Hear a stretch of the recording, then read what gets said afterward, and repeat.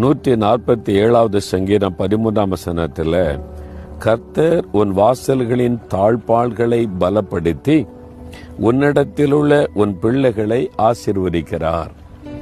உன்னுடைய வாசஸ்தலத்தின் தாழ்பாள்கள், வீடுன்னா ஒரு தாழ்பாள் இருக்குல்ல, பாதுகாப்புக்காக அதை ஆண்டவர் பலப்படுத்துவாராம். அப்போ உங்களுடைய குடும்பத்தை தேவன் பாதுகாப்பேன் என்று வாக்கு கொடுத்து உன் பிள்ளைகளை ஆசீர்வதிப்பேன்னு சொல்றார். அப்போ உங்க வீட்டில் இருக்கிற குடும்பத்தார் ரெண்டு பிள்ளைகள் மேல ஆண்டவர் அக்கறை உள்ள தேவன். முதலாவது நான் பாதுகாப்பேன் என்று ஆண்டவர் சொல்றார்.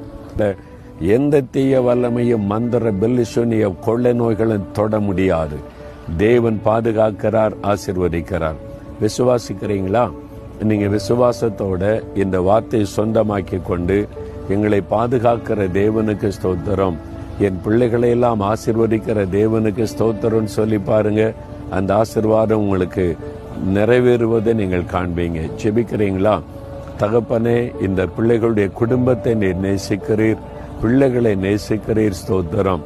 வேலையடைத்தவளை பாதுகாத்து பிள்ளைகளை எல்லாம் ஆசீர்வதித்த உயர்த்தி கனப்படுத்தும். இயேசுவின் நாமத்தில் ஜெபிக்கிறோம் பிதாவே. ஆமேன், ஆமேன்.